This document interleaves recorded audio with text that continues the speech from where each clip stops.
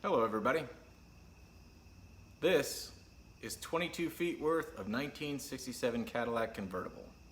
It's an awesome car. It's a blast to drive. But I've done it wrong. So let's talk about it.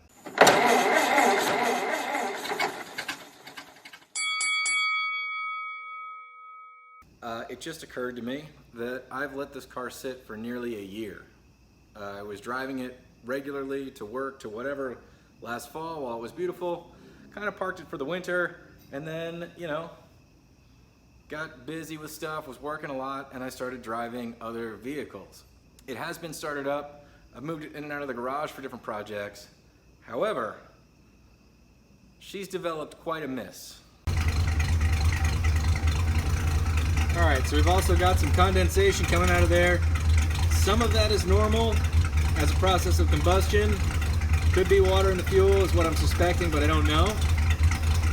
It's running rich though.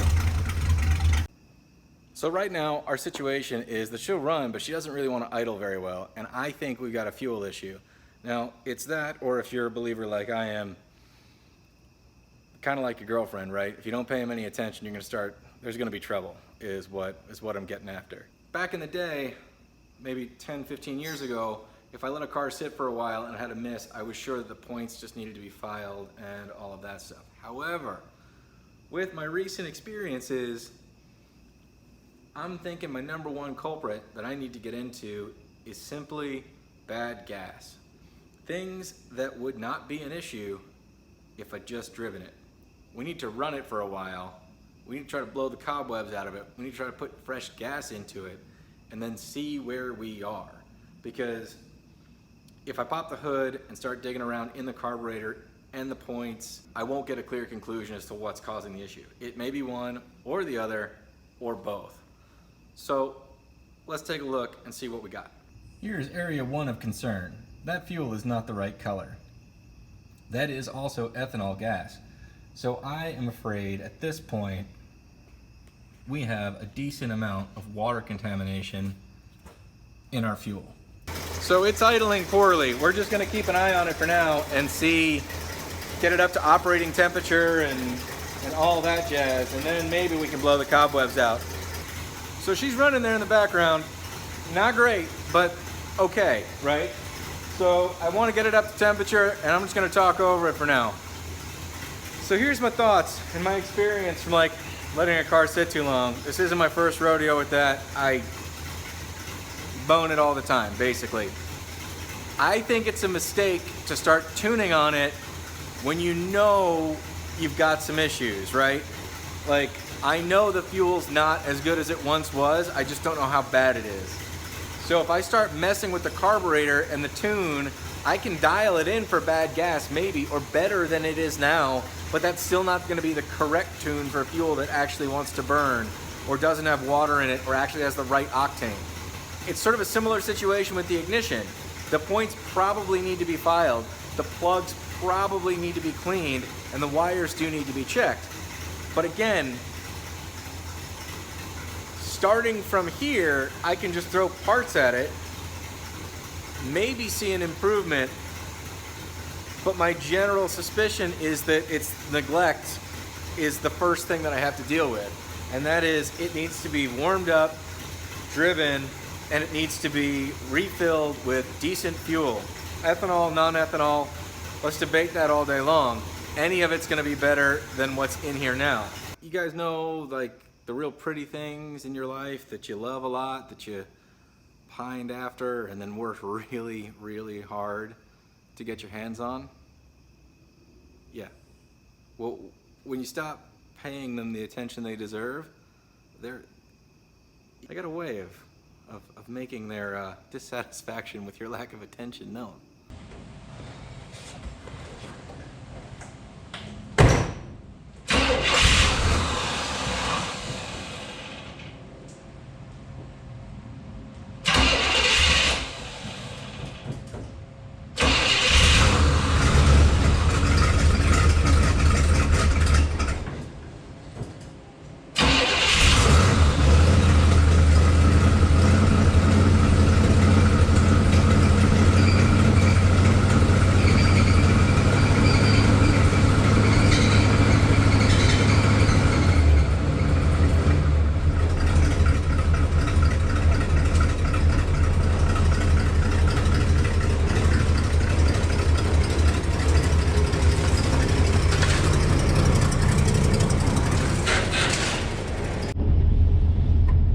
All right, today's mission, fresh fuel and potentially a hamburger. She's running, not great. I'm gonna call it bad gas for now, and then we're gonna find evidence of other things as we go. Right now she's showing a quarter of a tank. Based on my experience with this fuel gauge, that's about a half a tank, which means we got about 10 gallons of crap fuel in there. The debate is, does a guy add 10 gallons of many octane fuel on top of that? Well, yes. Or this guy try to drive it around, hope the cobwebs go out, get the fuel real low, and then add better fuel. I think we're gonna need to mix it and then drive it as much as we can. Worst thing that happens, I drain the tank, which I'm too lazy to do right now, apparently. But before we do anything, first things first, I got this rad-ass button.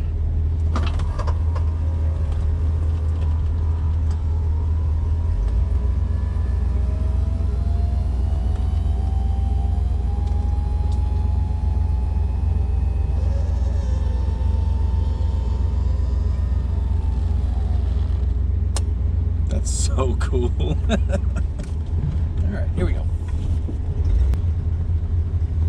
All right, team, so far, the car gods are shining down. This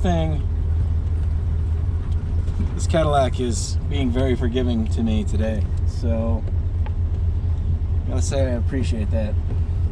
I've moved it in and out of the garage a few times in the last year, but that's it. Literally, that's it. So, she's actually smoothing out already, which I consider myself very lucky for.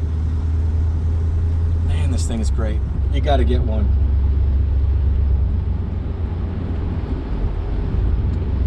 So we're gonna wind through the back roads, get to the gas station. We will fill her up with some many octanes of fuel and tech ROMs, just in case. I don't know if it works, but you know what? I'll give snake oil a try. And then maybe go find a coffee or a hamburger sandwich, or, you know. This is one of the first fall days we've had all year. It's maybe 70, upper 60s, mid-afternoon. I mean, you can't beat it with a stick is what I'm trying to say. Like, it's gorgeous. Got a little bit of a chirp. I feel like maybe you guys have this experience too. I feel like with the batteries down a little bit, that I get belt squeak as it's charging, but kind of comes and goes. These belts are pretty tight, so I guess that could be a pulley. I don't know. We're gonna ignore it, pretend like it's a little bird singing on this very lovely day.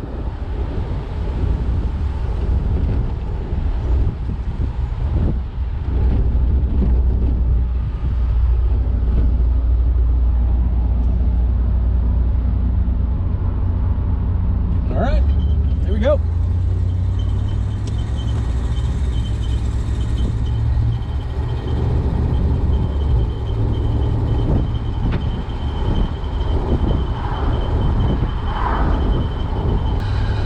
Temperature is going through the roof, so we'll see if the thermostat opens in a second. I hope it does. We'll be at the gas station in no time.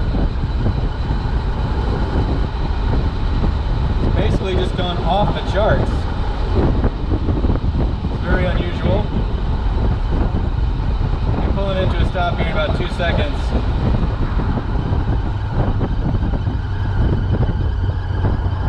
It's dumping way back down now, so I'm gonna go ahead and call that thermostat opening up.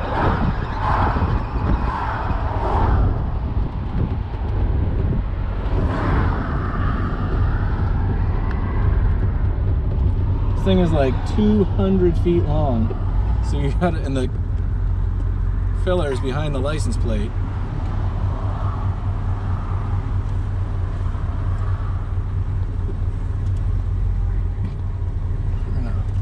Oh god.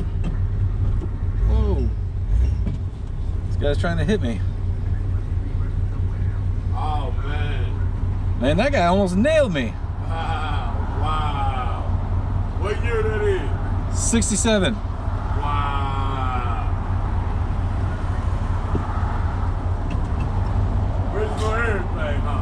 Everything, man. Wow.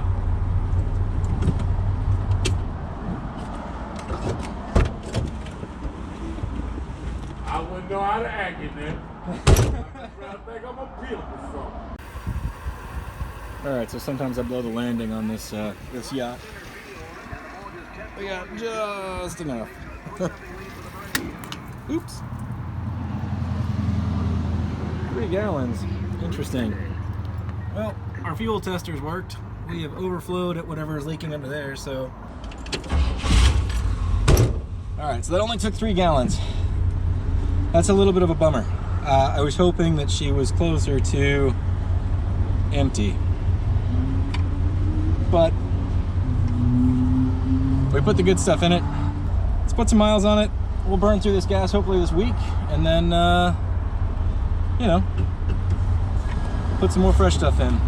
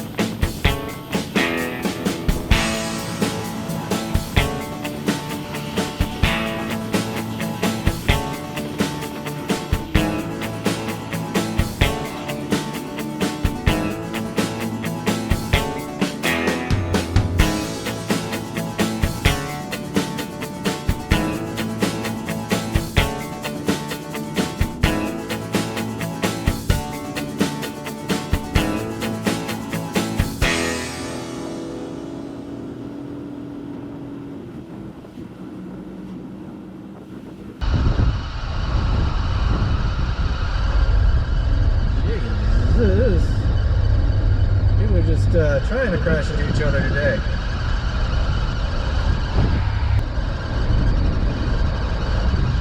And I'm hitting every yellow light and pretending like they're green.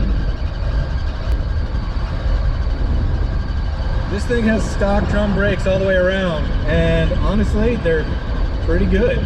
But this car weighs probably 68 million pounds, and you know, just physics to wrap the noodle around, is all I'm saying. Finally actually got stopped at a light. Let's do some sneak attack.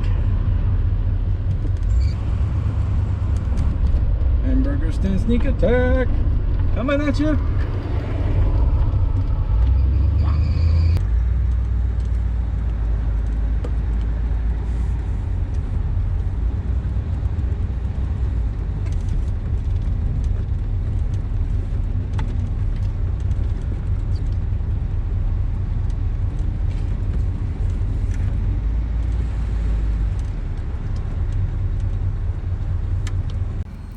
Idling, waiting for some sandwiches, but so far so good. All right, we've achieved some hamburgers. So sometimes it's good to kind of test on it and see how it'll do sitting there and idling for about 10 minutes. And you can either do that the no fun way in traffic, or, you know, go to the drive-thru at the hamburger stand. Sort of a win-win. Car stayed cool, and I got some hamburgers. All right, so it's been a full calendar year since this thing has been on the road. And it's been very forgiving today. I'm really lucky. Got some hamburgers, got some fresh gas. All I gotta do is keep driving it. All right, fellas, we're back. I just wanted to give you a little update. This is literally the end of the drive. I've turned it off and turned it back on a few times, fired right up. Still got a little bit of a belt squeak, but if you listen, I think you can hear it. Is that right? Yep. She's back to running like a sewing machine, right? All I've done is take it for a drive and add a little bit of gas. The idle's really smoothed out. It doesn't have the miss. It's not stumbling as much. I just gotta put some more fuel through it, put more miles on it, get it down the road some more. Anyway, thanks for joining. Good luck out there with your projects. We'll see you next time.